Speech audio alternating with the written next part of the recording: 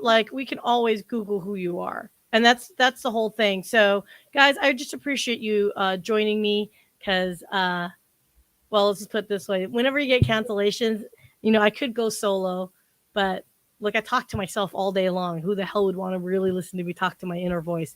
I mean, I do it already. So, just want to say thank you, Avil, Andrew. Thanks for coming to the mic is listening. Welcome. So, I guess I should always ask people before I do this: are you guys ready for the mic is listening? Ready Yeah, as it ever be. All right, Andrew, don't look so excited to be here.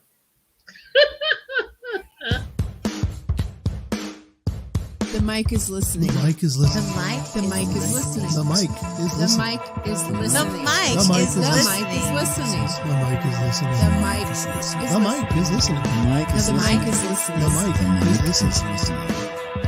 The mic is listening.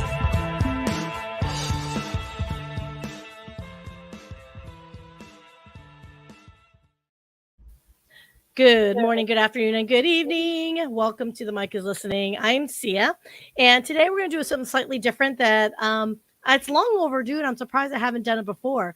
Which is, I figured, why don't we do an Ask Me Anything episode? So there's absolutely zero format in the context of there's no one main topic or one main person that we're going to focus on. It's going to be a wonderful cast of crew of individuals that are pinch hitting for me to help me out and answer some of these questions and share their objectives. So without further ado, and on that note, I am hella excited to introduce Avil Beckford and Andrew Deutsch. Welcome to the mic is listening, you guys. Thanks for having us. Yeah. No, I'm love, happy love, to love. be here. Yay, I'm glad you guys. So, this is, like I said, a little bit unusual, but before we do anything crazy, what I would love to do is say thank you and express my gratitude to the fact that you guys joined at the last second. I had a cancellation and I was like, what do I do? And you two jumped up and said, screw it, we're going to have some fun with you. And we're going to jump on having no idea what the hell we're talking about. And You know what? something, Sia? I'm an introvert, so I force myself into situations like this. Oh, I love that. I love that. Okay, so I love this because you know why? There was a post from a fellow person in our I guess LinkedIn group. Oh my God, I forgot his name already. I'm a horrible friend here. He's new to our group. Avel, do you know? It's oh goodness, he had this post this morning about taking risks. Oh, So the fact Derek? that Derek Neely, I think so. I'll Yeah. give Derek Neely a shout out. And sorry, Mike Asherbrainer, check your calendar. I sent you the link there. So, yeah, Derek Neely made a post talking about, you know what? How many times have we thought we would take the safer choice and went with the flow, if you will, and missed out on a wonderful opportunity, right? And so I think that's kind of like crazy cool, just to know that. I don't know. What's the riskiest thing you've ever done, you guys? I'm kind of thinking out loud here. What's the riskiest thing you've ever done? And you're like, damn it, that was payoff for me. Business or life related? Whatever's going to be most amusing. You know me. I don't know. Probably jumping out of airplanes. Okay. Expand. Well, Well, I jumped out of airplanes with a chute With someone or by yourself? by myself. And who inspired you to do that?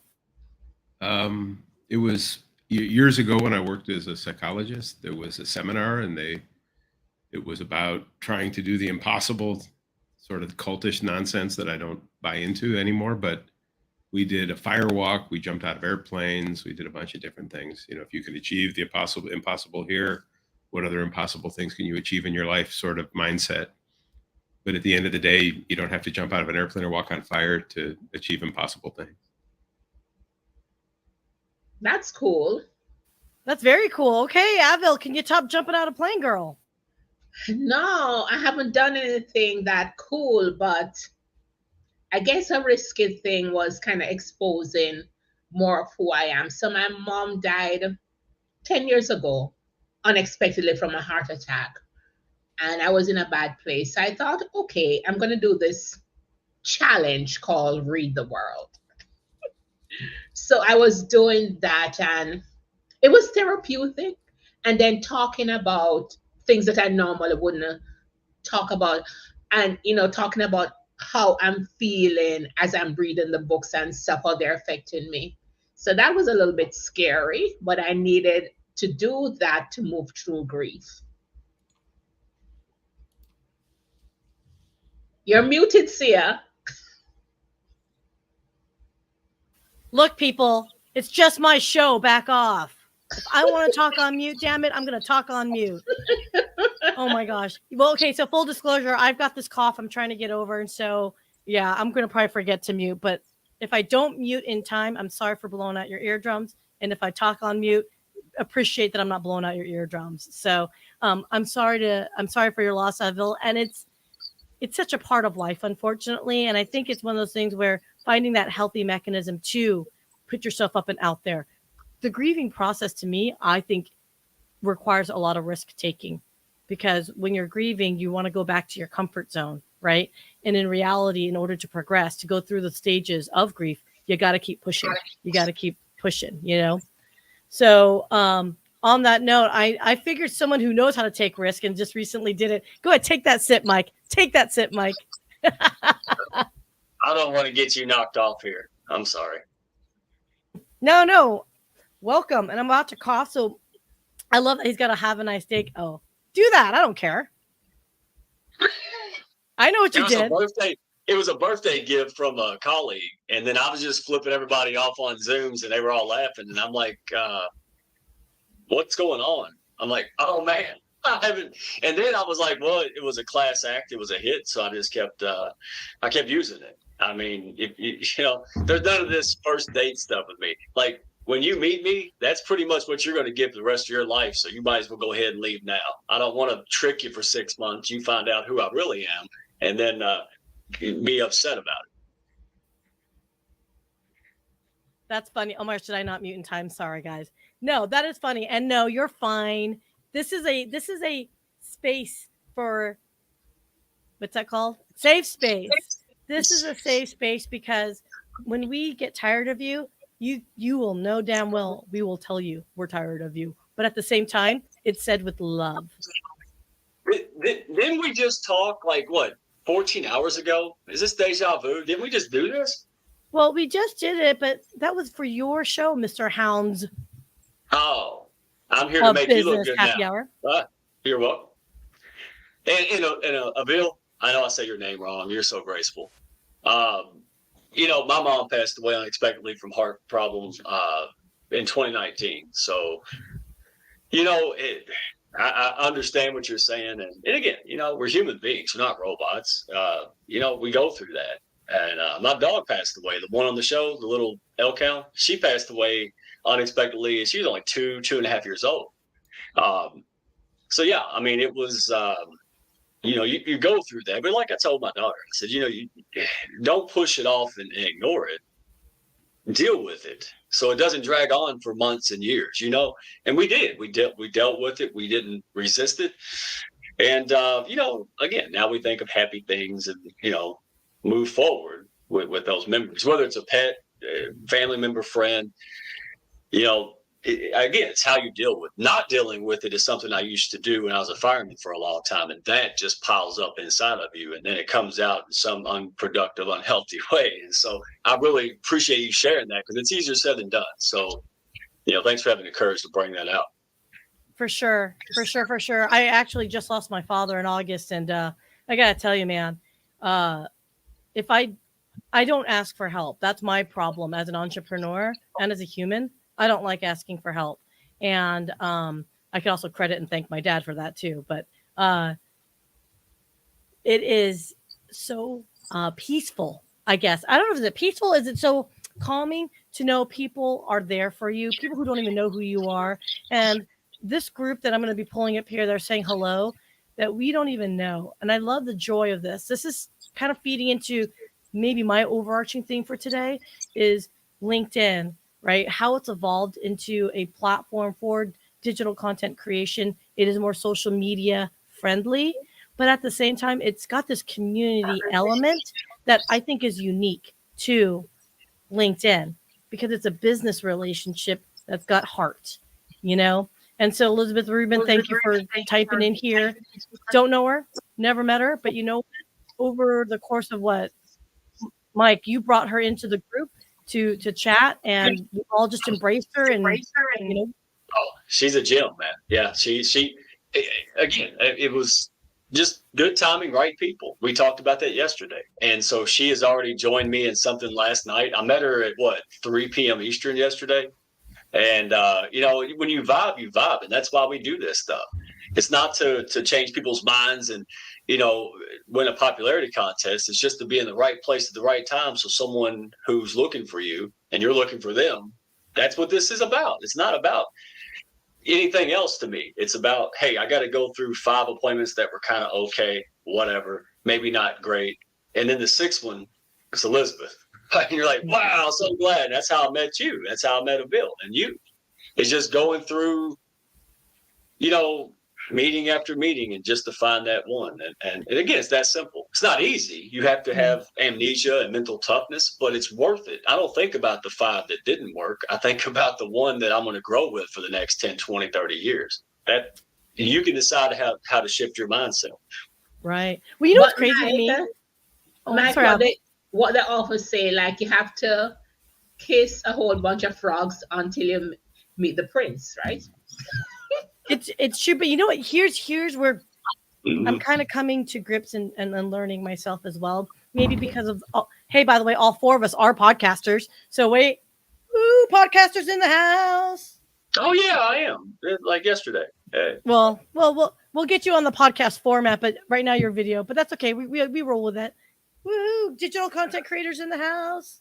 So here's where my brain goes when it. Gosh, my throat's gonna hurt me. Sorry. Here's where my brain goes when it comes to this. Okay, now I'm gonna cough really badly. Okay, real quick. You know what? I'm dying right here. Here. Ask and answer amongst yourself. Why is digital content a thing? Okay, I'll just jump in.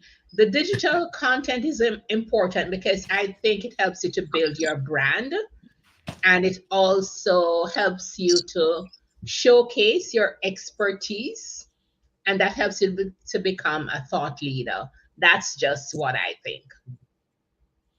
How do you think, because I love that, and again, I resisted and was used to face, right? I'm not a spring chicken millennial. So how do you guys, to me, it was once I figured out how to do it on social, where I don't have to get up and go anywhere and go to networking events face to face. COVID kind of launched everybody. So it's 70-year-old people are comfortable on Zoom now. Like what silver lining was that? That was great.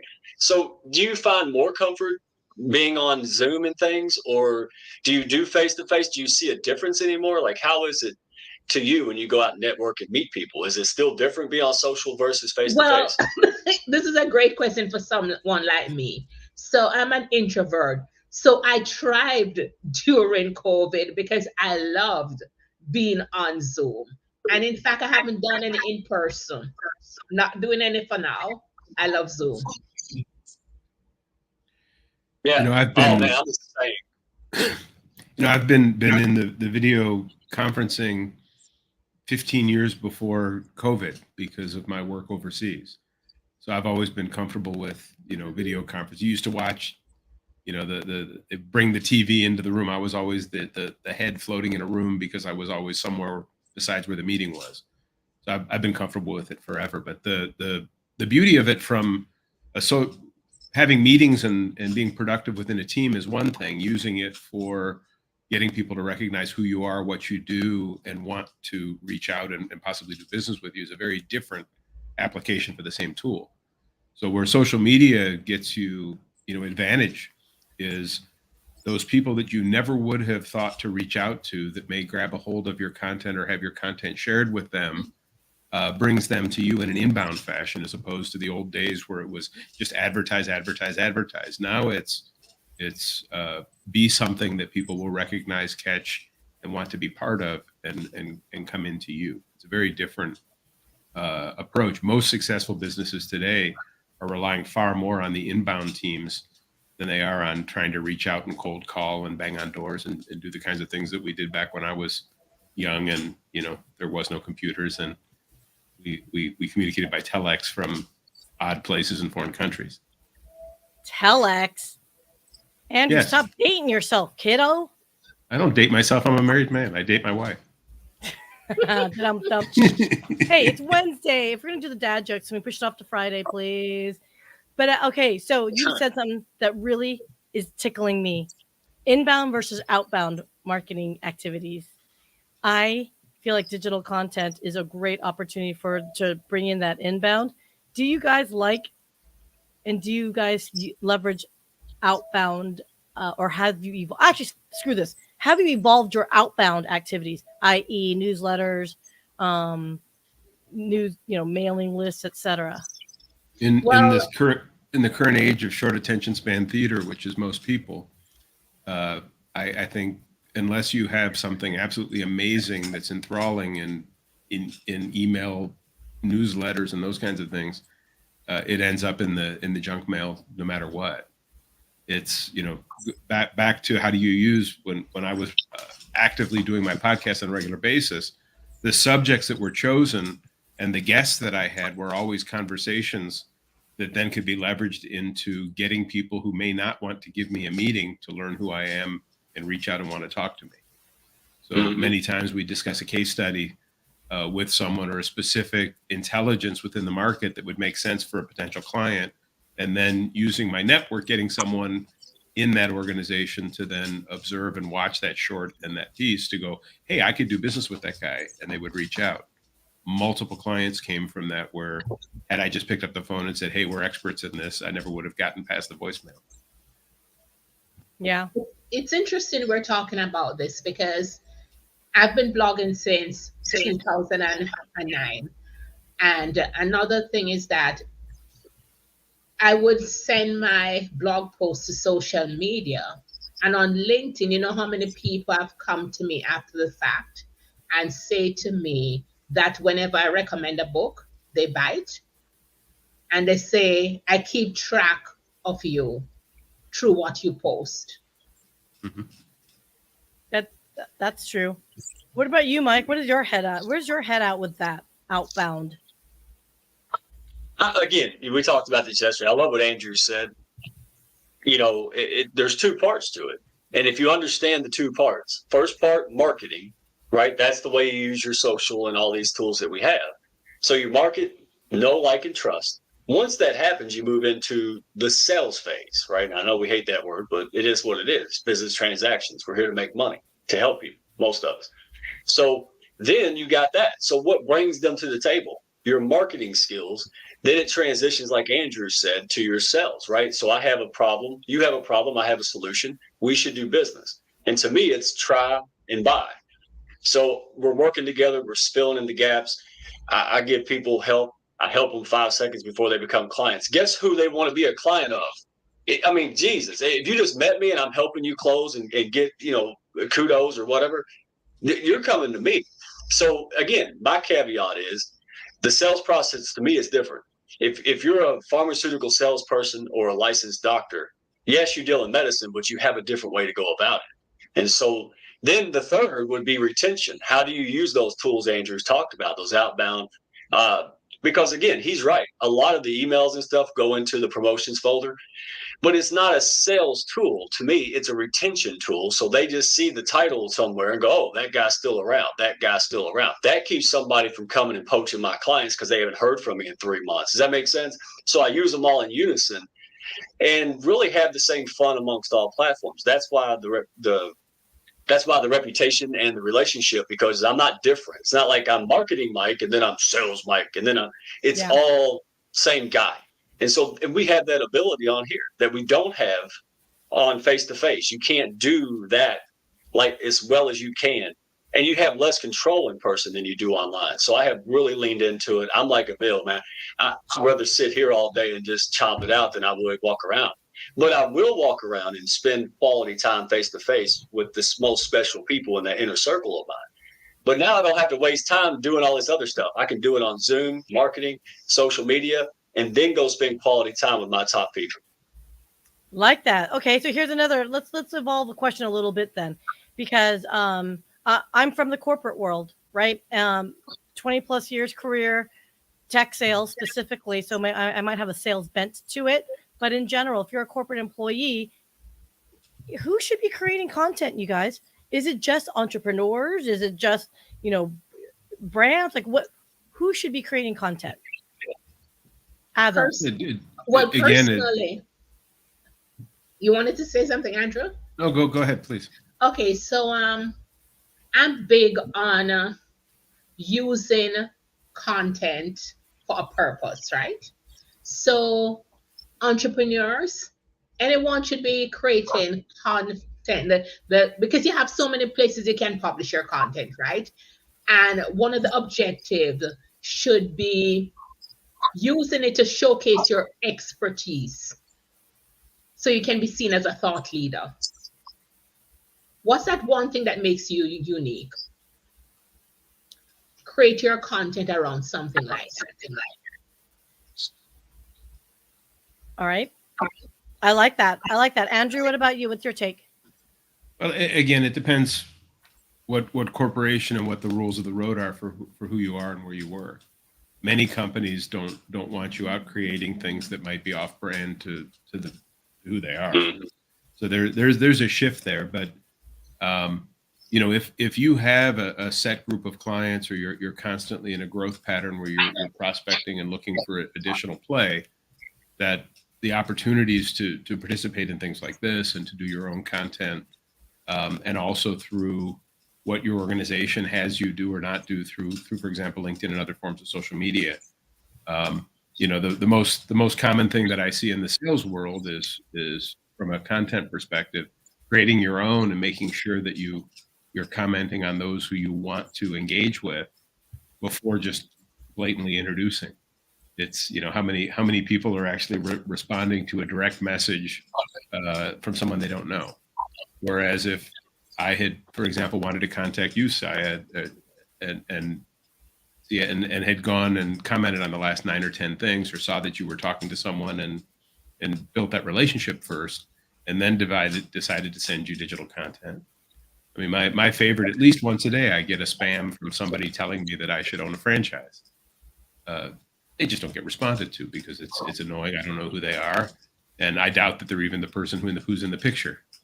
So as you start to play, it's a dual fence. It's how do you respond to other people's digital content, and how do you create content to be able to either nurture that contact until they actually are engaged with you, or to keep those involved who you're already doing business with and care about what you do. Mike, I know you're itching. You can tell. I saw you one thing about you I just learned: when you get excited, you start writing it down. Like, I'm not going to forget this bullet point. Is that what you just did? Senile. Yes, ma'am. No, I love Andrew. He throws me softballs, get me excited and happy. So sorry about that, Andrew. You're welcome. That'll be $1. Yeah, you're gonna have a lot of dollars, man. So I love what he said. I mean, first of all, what he said at the end. So I get a message and says, "Hey, I can help you with your marketing and your branding." And I'm not a pompous guy, but that aggravates me. First of all, when you say something to me, it should be hello, right? That's how I start conversation. But it irks me. I mean, I don't talk about it, but do I look like I need help with marketing and branding? I mean, I've got one of the most unique brands. It fits. And so I don't like that. But I had someone else say, "Hey, I'm going to use your stuff in my branding presentation. Do you mind?" Now, guess who's flattered? I'm like, yeah, dude. And by the way, if this is the guy who built the relationship with me. So if he gave me some advice, I'm open to it. And second of all, it goes back to what I'm always saying about, you have a hair salon, you open a hair salon, but nothing but bald people walk in your hair salon all day. That's what Andrew's point is. I think it made sense to me because, look, bark up the right tree, right? So don't try to sell me dresses. It doesn't mean that your dress is bad. It means I don't wear them. So again, I see a lot of just shotgun nonsense. And I think just a little bit of thought and intelligence can go a long way. You don't have to be a guru or marketing expert to realize that, hey, there's a group of people who actually want to buy whatever I've got for them because they're looking for me. Not trying to convince this guy to get a haircut. Who wants a haircut? The guy who had a last-minute job interview and you're the only hair salon open right next to him. That's what this is about. Focus on that. All right? It's not rocket science. I figured it out. There you go. It's easy peasy. You just have to work and get comfortable. Yeah. Yeah, No, I got a I note. hear you on that. I got a note from someone, a direct message. I want to say it was Thursday of last week, and it said, "You should set an appointment with me because I can help you get warm leads." And I wrote back and said, "I'm actually looking for someone to get me less because we have too many warm leads to work now. We're over capacity. Can you please refer me to somebody who can get me less leads?" And the response back was basically profanity, and that was the end of it. But exactly, I mean, you get an email saying you're currently missing all these things on your SEO for your website, or the writing on your website needs to be revised, or always, the best way to meet someone to date is to start with an insult. Your business sucks. I can help you not suck. Yeah. Let me call your baby ugly. Let me call your baby ugly. And by the way, you want to be with me? Yeah.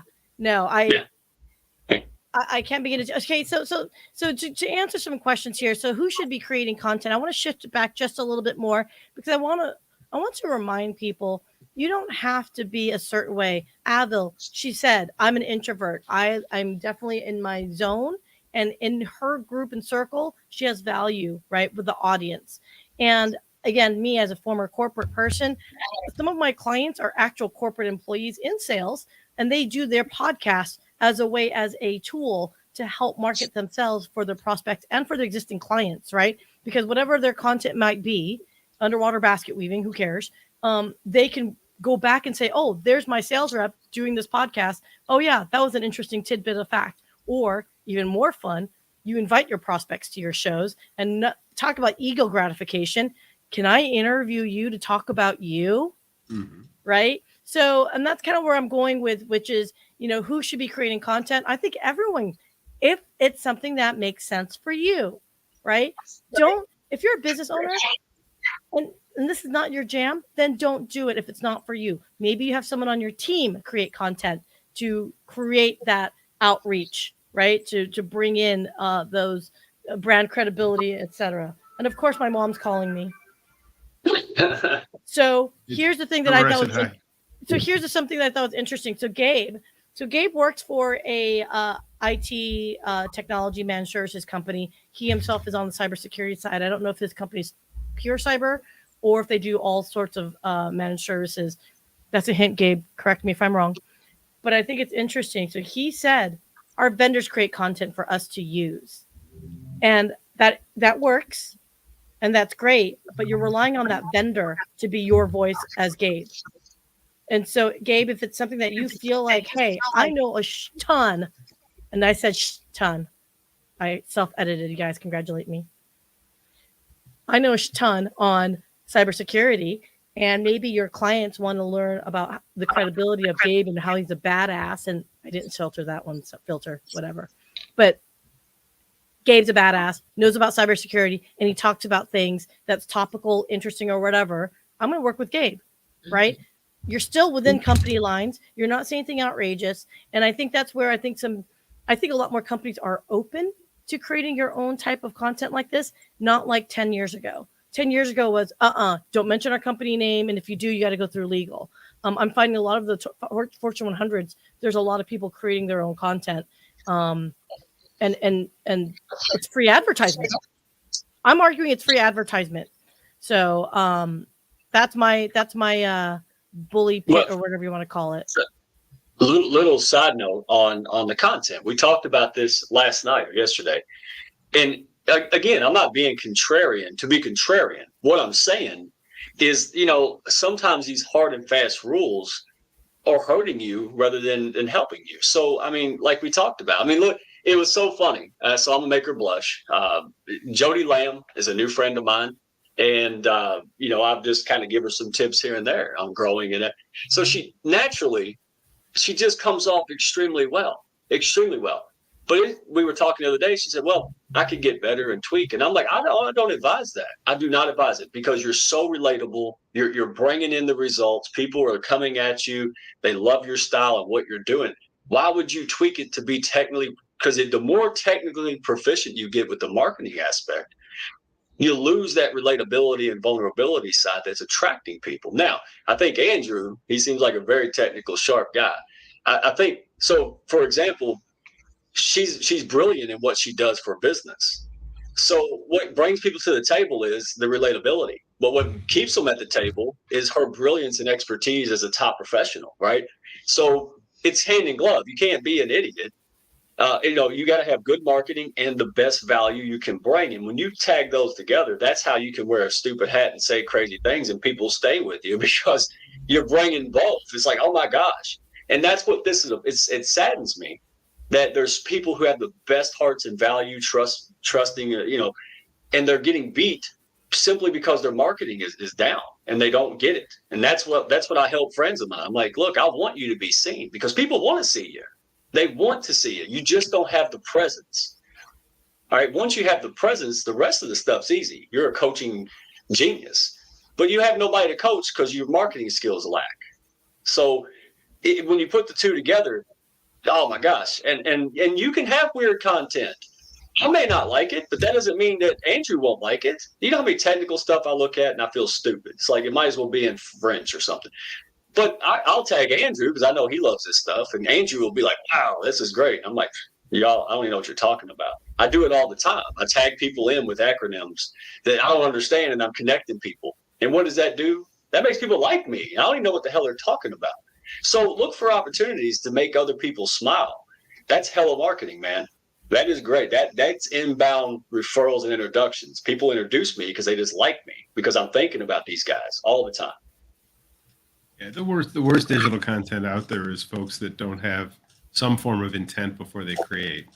It ends up being look at me, not anything more. Ego involved. Please understand that I am the most brilliant, the most genius.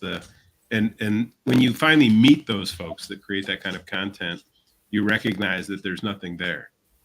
It's all bluster and no ability. So Well, I think, if you know what you want to do, you can build your social content based on what it is that you want it to accomplish and how it can benefit who, whether it's yourself or the community. Andrew, right. I had this same discussion the other day because I think we're probably thinking of the same stuff. And I said it's a missed opportunity because if you lead with the hugging baby stuff like I do, right, and it's legit, I feel this way. But then when someone gets to the table, then you can be, whatever your, demeanor is. I am the best and stuff. But how do you get the audience to give that opportunity? If they don't like it, they're never going to hear how great you are. And that's where it's a combo. I can say stuff to clients and people I work with now that I couldn't say when I first met them. That's called relationship building, right? And I think you get it. And I think you guys, both of you, all three of you get it. And I'm just hoping other people will hear this and start to incorporate it. For sure. There's a when you start a business, it's about what's in it for you, because you have intent, you want to earn, you want to do all the things that are involved in having your business. But once you finally have it, it's what's in it for them. So if you don't keep that in mind while you're building your content, it's just self-serving and egotistical and otherwise. Whereas if you recognize what you do and the benefit that it provides to your client and really understand how to speak to what they value and what's in it for them, then it all makes sense.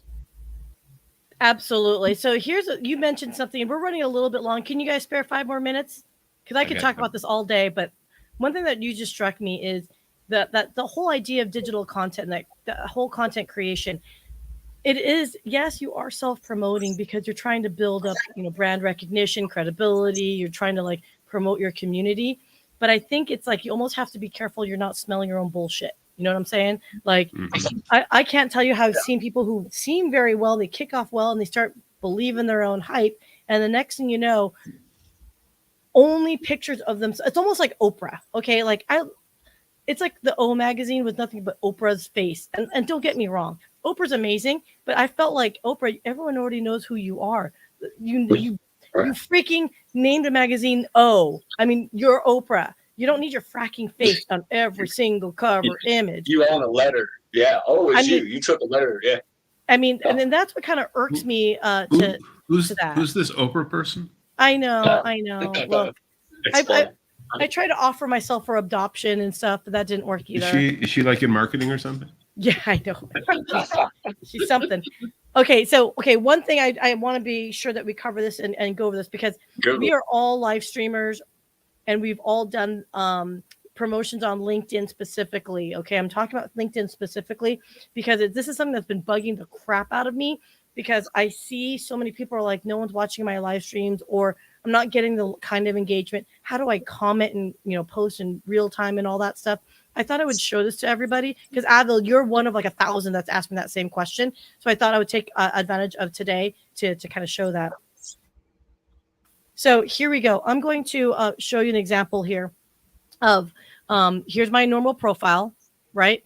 And what you need to do, guys, is if you want to comment on your live stream post, because oftentimes it'll take you to the live stream image like this. Oh wait, that's the oops. Sorry, Julian, let me hide you. Okay. So what happens when you live stream, this becomes your banner, right? Let me make sure that, yep. Oh, there we go. So what you want to do is go down into your activities, okay?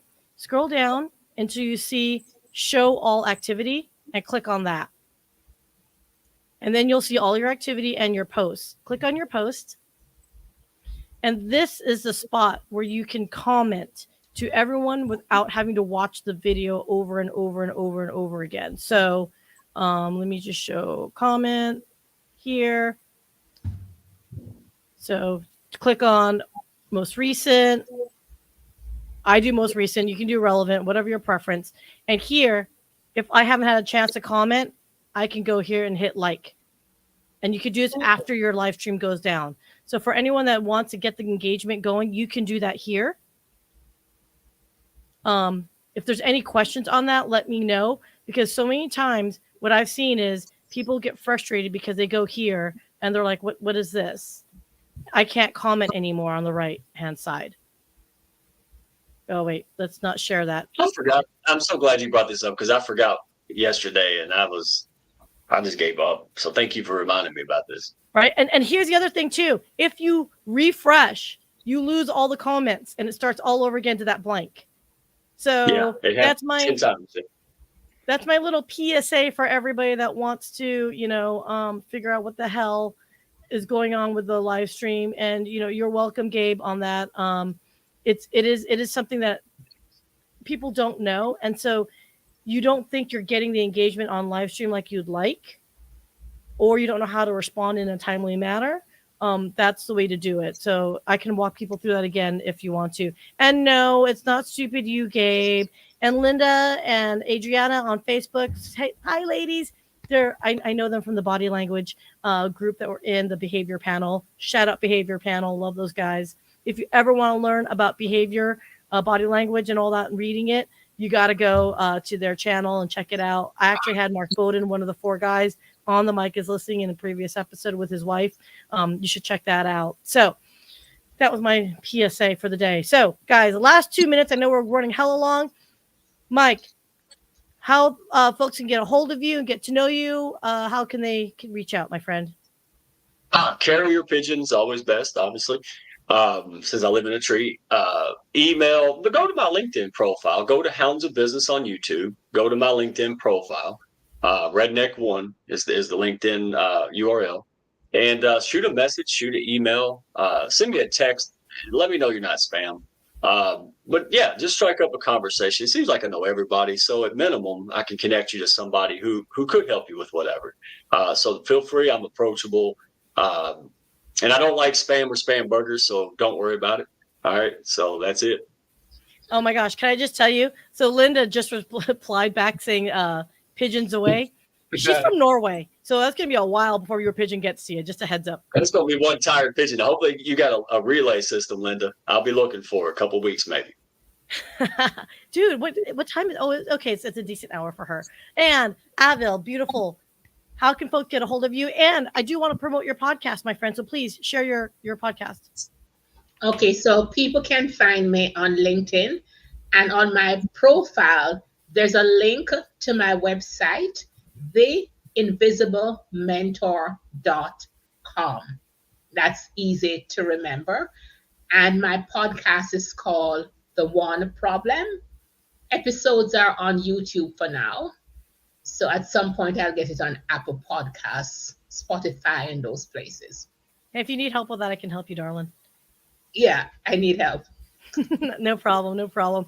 And I will, by the way, full disclosure, I will update my notes to include everyone's contact information below. So, and of course, if you listen to this over a podcast format, it'll be in the show notes. And Andrew, my friend. Yes. You can find me on LinkedIn. You can check out Fangled Group at fangledtech.com. And occasionally you'll see my picture up at the post office on the most wanted section. But don't tell anyone you know me.